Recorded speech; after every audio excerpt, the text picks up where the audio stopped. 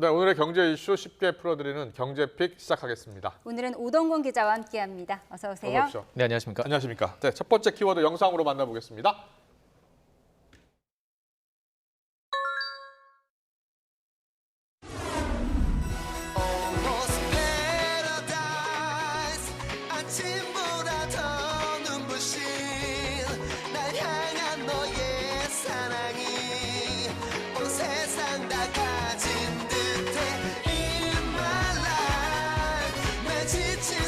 주택시장이 과열되면 가계부채가 빠르게 증가할 경우 추가적 관리성을 적기에 과감하게 시행하겠습니다.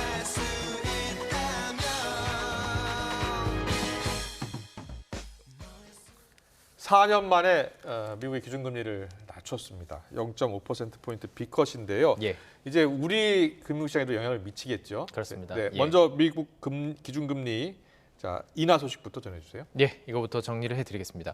미 연준이 연방공개시장위원회를 마무리하면서 기준금리를 기존 5.25에서 5.5%에서 4.75에서 5%로 0.5%포인트 내리기로 결정을 했습니다.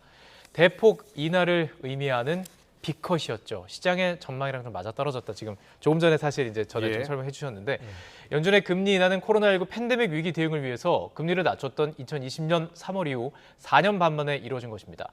미국의 실업률 지표 4.2%를 찍었죠. 올해 초 3.5%대 지금 그래픽을 보면 나오는데요. 계속 올라갔습니다. 그러다 보니까 경기 하락 우려가 있다. 이렇게 해석한 것으로 분석되고 있습니다. 네, 미국의 긴축 통화 정책에 사실상 마침표를 찍은 것으로 보이는데 추가 금리 인하도 시사했다고요? 그렇습니다. 연준이 함께 발표한 점도표가 있습니다. 이게 연준 위원들이 앞으로 어떻게 될 것이냐 이거를 이렇게 찍는 도표인데요. 잘 아시겠죠? 연말 기준금리 전망치를 종전의 5.1%에서 4.4%로 낮췄습니다.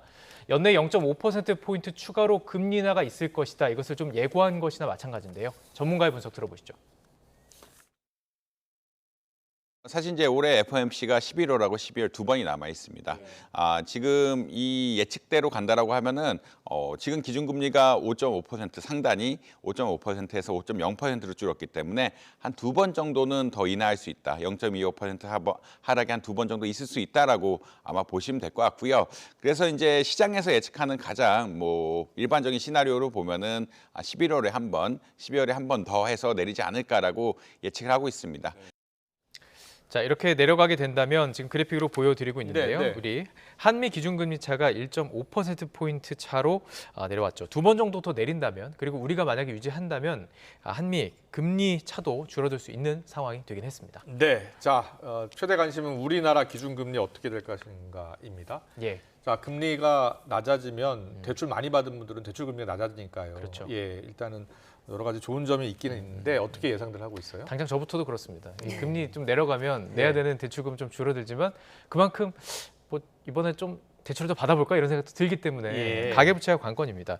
사실 이 내수 경기나 최근 물가 상황을 보면 인하 가능성이 크다라고 볼 수 있지만 문제는 이 가계부채. 그래서 오늘 조금 전에 영상으로 보여드렸던 이 F4 회의가 이목을 받을 수밖에 없었습니다.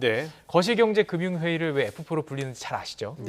파이낸스 4. 우리나라 경제수장 4명이 모두 모여서 거시경제를 논하기 때문에 가장 중요한데 최 부총리는 오늘 아침 열린 F4 회의에서 통화정책 전환 과정에서 금융시장 변동성이 확대될 가능성이 상존한다. 또 관계기관 공조 아래 위험 관리를 철저하겠다 이렇게 밝혔습니다. 직접 들어보시죠. 8월 초 미국발 글로벌 증시 급락에서 보듯이 통화정책 전환 과정에서 금융시장 변동성이 확대될 가능성이 상존하며 중동과 우크라이나 전쟁, 미 대선 등 지정학적 불확실성도 큰 상황입니다. 이에 정부는 높은 경계심을 가지고 관계기관과 긴밀히 공조해 대내의 상황 변화에 대응해 나가겠습니다. 가계부채, 부동산 시장, PF 등 리스크 요인도 철저히 관리하겠습니다. 지금 들으신 이 부분 리스크 관리가 가장 중요할 것 같습니다. 다음 달 11일 금융통화위원회 통화정책 방향회의가 열리게 됐는데 그에 앞서서 이제 여러 가지 자료가 발표될 텐데요. 10월 초까지 관련 지표들에서 이 집값 또 가계대출 진정세가 좀 확인이 된다면 금리 인하 가능성은 더 높아질 것으로 보입니다. 알겠습니다. 금융시장 변동성 확대 가능성 철저히 대비해야겠습니다.